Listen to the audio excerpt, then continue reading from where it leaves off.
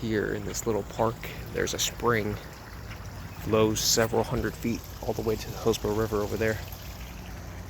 Doesn't look like it right now. It was more clear blue, bright blue a few weeks ago. I think recent rain kind of made it a little bit darker.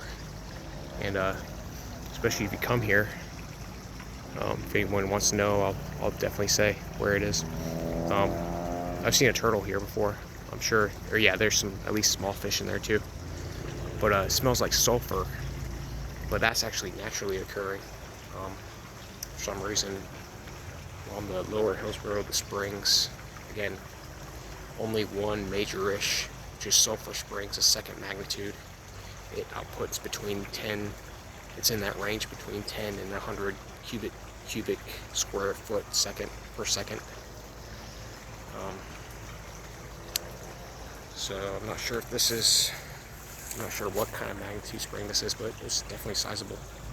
Oh, this bird, I think that was a little or tricolor herring, one of those kind of smaller species of herrings.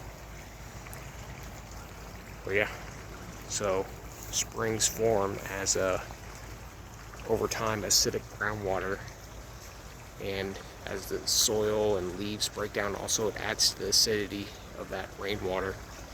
It makes sinkholes, and plus with pressure coming out of the aquifer, they can kind of merge, and then you have outpourings of the aquifer in those sinkholes. That's how springs form.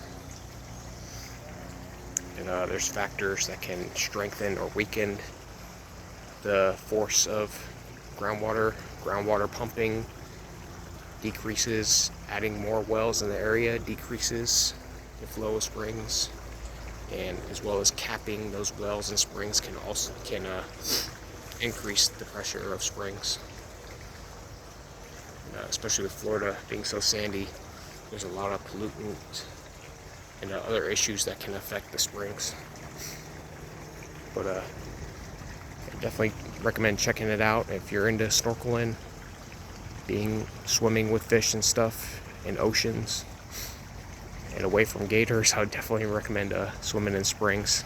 Unfortunately, there's some invasive Brazilian pepper here, but that's persistent through a lot of places in Florida. These are giant leather ferns. Those are native. Some kind of palm tree. So yeah, springs in Florida. Florida has a bunch of those. Lots of karst bedrock that is prone to sinkholes and springs, and there's a lazy lizard right there. Dark one. Usually they're much more, but you know, there's some green ones too. So you can see the pressure of the water as it's flowing. Oh yeah.